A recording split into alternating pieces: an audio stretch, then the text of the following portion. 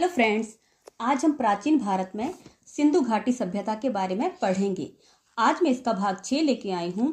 सबसे पहले हम इसके कुछ इंपॉर्टेंट पॉइंट जो है वो डिस्कस करेंगे और उसके पश्चात हम इसके एमसीक्यू सॉल्व करेंगे। तो चलिए शुरू करते हैं। हमारा पहला पॉइंट है सुमेरिया लेखन कला की उचित प्रणाली विकसित करने वाली सर्वप्रथम प्राचीन सभ्यता थी। तो देखिए इसको ट्रिक के माध्यम से कैसे याद रखेंगे। लेखन यानी लिखाई कैसी होनी चाहिए? सुंदर। तो बस आपने यहाँ पे सुमेरिया में सु वर्ड को पकड़ लेना है कि सु यानी सुंदर। मेरी लिखाई कैसी होनी चाहिए? सुंदर होनी चाहिए। या मेरा लेखन कैसा होना चाहिए? सुंदर होना चाहिए। बस यहाँ से आपको याद आ जाएगा सुमेरिया कि सुमेरिया लेखन कला की उचित प्रणाली विकसित करने वाली सर्वप्रथम प्राचीन सभ्यता थी। हमारा अगला पॉइंट है लोथल भोगवा नदी पर स्थित है। देखिए इसको कैसे याद रखेंगे। लोथल और भोगवा, लोथल में हम थल लेंगे और भोगवा में हम भोग लेंगे। तो देखिए भोग किसका होता है? भगवान का भोग बोलते हैं प्रसाद को। तो भगवान का प्रसाद जो है हम थल यानी जमीन पर बैठकर ग्रहण करते हैं। ठीक है, तो बस हमने याद रखना है कि भगवान का भोग हम थल पर बैठकर ग्रहण करते हैं। थल से बन गया लोथल और भोग से भोगवा। हमारा अगला पॉइंट है कालीबंगा घग्गर नदी पर स्थित है। तो देखिए इसको कैसे याद रखेंगे। मैंने अपनी पिछली वीडियोस में आपको बताया कि बंगा का मतलब चूड़ियाँ। तो कई बार होता है कि जो बंजारे होते हैं वो घर घर जाके चूड़ियाँ बेचते हैं, यानी घर घर जाके बंगा जो है वो बेचते हैं। तो बस घग्गर में आपने घर वर्ड ले लेना है और यहाँ बंगा दिया हो। तो बस आपने ये देखना है कि बंजारे जो है घर घर जाके क्या करते थे? चूड़ियाँ बेचते थे। तो बस बन गया हमारा कि कालीबंगा घग्गर नदी पर स्थित है। कई बार ये प्रश्न पूछे जाते हैं कि कौन सा स्थल जो है वो किस नदी पर स्थित है, और ऐसे प्रश्न बनते हैं। तो बस आपने ऐसे ही इनको याद रखना है। हमारा अगला पॉइंट है हड़प्पा कालीन स्थल मोहनजोदड़ो से पुजारी की प्रशस्तर मूर्ति प्राप्त हुई है। अब देखिए मैंने मूर्ति के बारे में आपको पहले भी बताया है कि जैसे कांस्य की मूर्ति भी कहाँ से प्राप्त हुई थी? मोहनजोदड़ो से। तो बस यहाँ पुजारी की भी मूर्ति कहाँ से प्राप्त हुई है? मोहनजोदड़ो से। तो हमने कैसे याद रखना है कि मूर्ति अगर हमसे छूट जाए हाथ से नीचे तो टूट जाती है, और टूट के हम क्या नहीं कर पाते? उसको जोड़ नहीं पाते। जोदड़ो यानी जोड़। तो बस आपने याद रखना है कि मूर्ति टूट जाए तो उसे जोड़ नहीं पाते। बस यहीं से आपने याद रखना है कि मोहनजोदड़ो से पुजारी की प्रशस्तर मूर्ति प्राप्त हुई है। हमारा अगला पॉइंट है हड़प्पा वासी चांदी, टीन, सोना आदि का आयात करते थे। आयात मतलब कि वो मंगवाते थे। ठीक है, तो ये तो पता ही आपको कि उन्हें लोहे का ज्ञान नहीं था। ठीक है फ्रेंड्स, तो हमारा अगला पॉइंट है हड़प्पा वासी लाजवर्त भवन निर्माण की सामग्री का आयात हिंदू कुश क्षेत्र के बदख्शां से करते थे। तो आपने ये याद रखना है कि हड़प्पा वासी जो भवन निर्माण की सामग्री थी वो कहाँ से मंगवाते थे? हिंदू कुश क्षेत्र के बदख्शां से मंगवाते थे, यानी वहां से उसका आयात करते थे। हमारा अगला पॉइंट है कपास का उत्पादन सर्वप्रथम सिंधु क्षेत्र में हुआ, जिसे ग्रीक या यूनान के लोग सिडन कहते थे। अब देखिए आपको पता है कि कपास का उत्पादन सर्वप्रथम किस सभ्यता में हुआ? सिंधु सभ्यता में। तो बस सिंधु से आपने सी वर्ड ले लेना और सिडन में भी सी है। तो बस ये याद रखना कि कपास को क्या कहा जाता था? सिडन। कौन बोलता था? ग्रीक या यूनान के लोग। हमारा अगला जो है पॉइंट हड़प्पा नगर धौलावीरा 3 भागों में विभक्त है। धौलावीरा जो है 3 भागों में बटा हुआ है।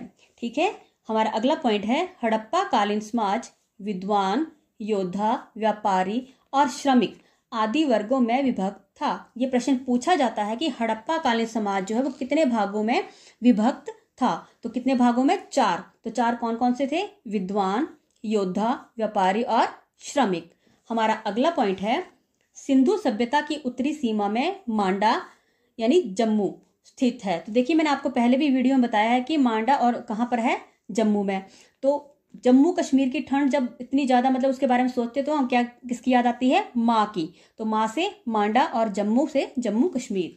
ठीक है फ्रेंड्स, और हमारा अगला पॉइंट है सिंधु सभ्यता की दक्षिणी सीमा में दैमाबाद महाराष्ट्र स्थित है। अब देखिए इसको मैंने कैसे याद करवाया था पहले भी और अब फिर से करवा रही हूँ कि दक्षिणी यानी दक्षिणा। कई लोग इतने कंजूस होते हैं कि दक्षिणा देते बार उनका दम निकलना शुरू हो जाता है। मतलब वो दक्षिणा देती बार 100 बार सोचते हैं कि कितना दें। ठीक है, तो बस आपने दक्षिणी सीमा से दैमाबाद याद रखना है कि कंजूस लोग दक्षिणा देते बार उनका दम निकलना शुरू हो जाता है। हमारा अगला पॉइंट है पूर्वी सीमा में आलमगीरपुर उत्तर प्रदेश स्थित है। अब देखिए इसको कैसे याद रखना है। पूर्वी यानी पूरी, पूर्वी यानी पूरी, आलमगीरपुर। तो हम क्या बोलते हैं कई बार कि कोई आदमी बड़ी नीच हरकतें करे या बड़ी घटिया हरकतें करे तो हम क्या बोलते हैं कि आलम ये हो गया कि वो पूरी तरह से गिर गया है, मतलब अपनी हरकतों से हमारी नज़रों से वो क्या हो गया, पूरी तरह गिर गया। तो बस पूरी यानी पूर्वी और आलमगीरपुर यानी पूरी तरह से हमारी नज़रों से गिर गया है। तो बस यही याद रखना है कि पूर्वी सीमा में आलमगीरपुर स्थित है। अगला है हमारा पश्चिमी सीमा में सुतकांगेडोर बलूचिस्तान स्थित है। तो देखिए इसको कैसे याद रखेंगे, पश्चिमी को हम लेंगे पीछे और सुतकांगेडोर में सुत शब्द हम लेंगे सुत यानी सोना। और ये कहा भी गया है कि जो सोए रहते हैं, जो आलसी होते हैं, वो हमेशा पीछे रह जाते हैं। तो देखिए सुत यानी सोना और पश्चिमी यानी पीछे, कि जो सोए रहते हैं वो हमेशा पीछे रह जाते हैं। और ये कई बार प्रश्न पूछे भी जाते हैं कि इसकी उत्तरी सीमा में कौन सा स्थित है स्थल और मतलब दक्षिणी में कौन सा है। तो बस आपको इस तरह से ट्रिक के माध्यम से याद रखने हैं। हमारा अगला पॉइंट है हड़प्पा संस्कृति के संदर्भ में शैलकृत स्थापत्य के प्रमाण धौलावीरा से प्राप्त हुए हैं। अब देखिए शैलकृत स्थापत्य, शैल आपको पता है कि क्या होती है, हमने शैल वर्ड पकड़ लेना है। शैल जो होता है ये तो बहुत बड़ा पर्वत या बड़ा पत्थर या बड़ा पहाड़ जिसको बोलते हैं वो होता है। अब शैल को कौन स्थापित कर सकता है, स्थापित करना यानी रखना, कहीं पर उसको मतलब टिका के रखना। तो शैल को स्थापित कौन कर सकता है, जो वीर व्यक्ति होगा। कहाँ हो, कौन होगा, जो वीर व्यक्ति। तो बस आपने ये रखना कि शैल जो बड़ी भारी होती है और उसे कोई वीर व्यक्ति यानी बहादुर जिसमें ताकत हो वो ही व्यक्ति उसे स्थापित कर सकता है। तो बस बन गया हमारा कि शैलकृत स्थापत्य के प्रमाण धौलावीरा से प्राप्त हुए हैं।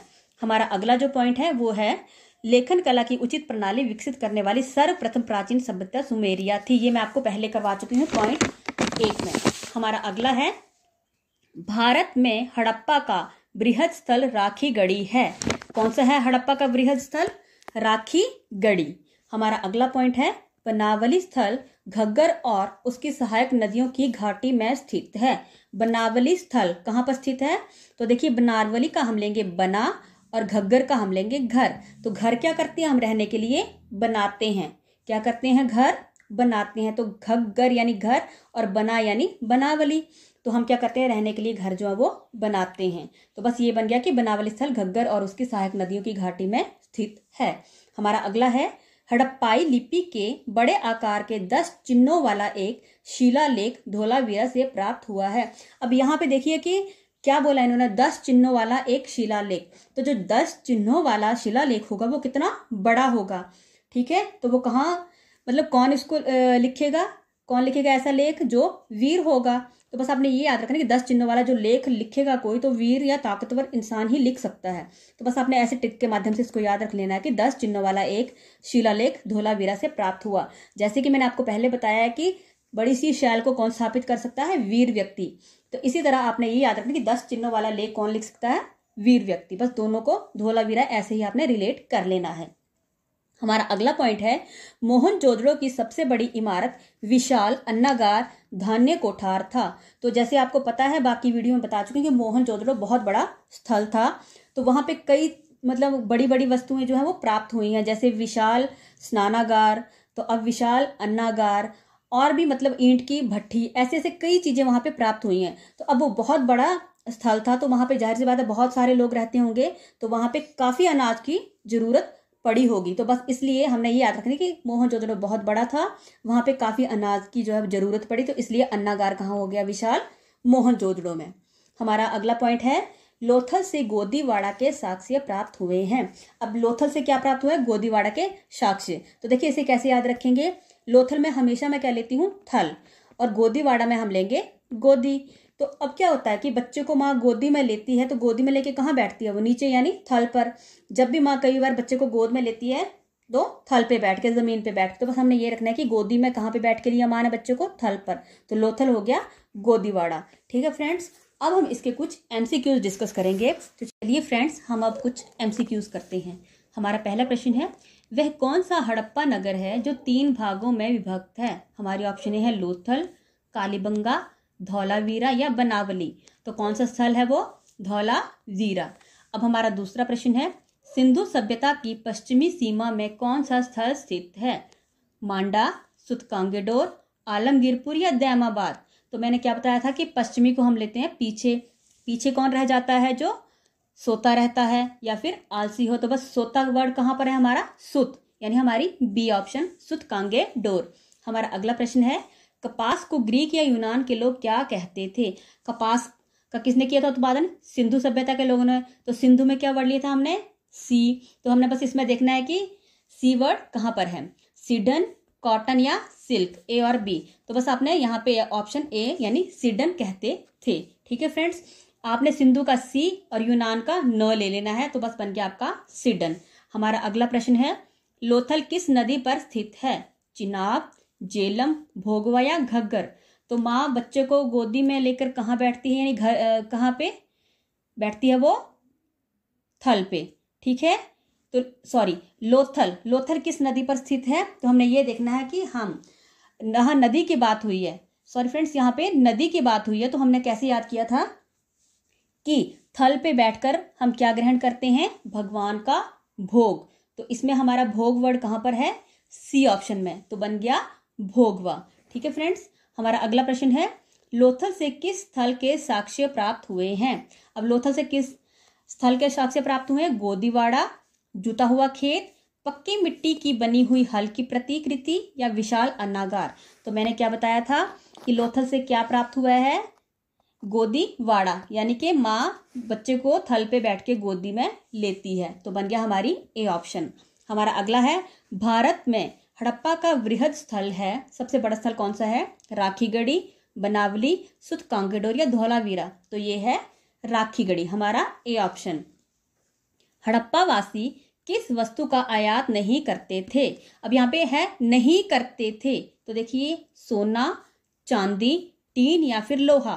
तो आपको पता है कि उन्हें लोहे का ज्ञान नहीं था, तो यहाँ पे हमारी ऑप्शन जो है वो डी। हमारा अगला प्रश्न है, कौन सा स्थल घग्गर और उसकी सहायक नदियों की घाटी में स्थित है, बनावली, कालीबंगा, लोथल या राखीगढ़ी। तो घग्गर में हमने क्या वर्ड पकड़ना है, घर।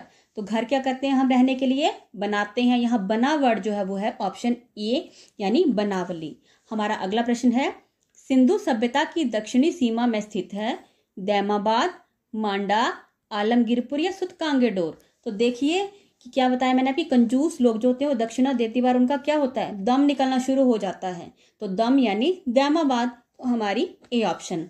हमारा अगला प्रश्न है, हड़प्पा कालीन किस स्थल से पुजारी की प्रशस्तर मूर्ति प्राप्त हुई है, लोथल, कालीबंगा, मोहनजोदड़ो या बनावली। तो मैंने आपको क्या बताया है कि मूर्ति अगर नीचे गिर जाए तो उसे हम क्या नहीं कर पाते, जोड़ नहीं पाते, जोड़ यानी जोदड़ो। तो हमारी यहाँ पे हो गई सी ऑप्शन सही। फ्रेंड्स, आपको मेरी आज की वीडियो जरा भी अच्छी लगी हो तो प्लीज़ मेरे चैनल को लाइक और सब्सक्राइब ज़रूर करें। धन्यवाद।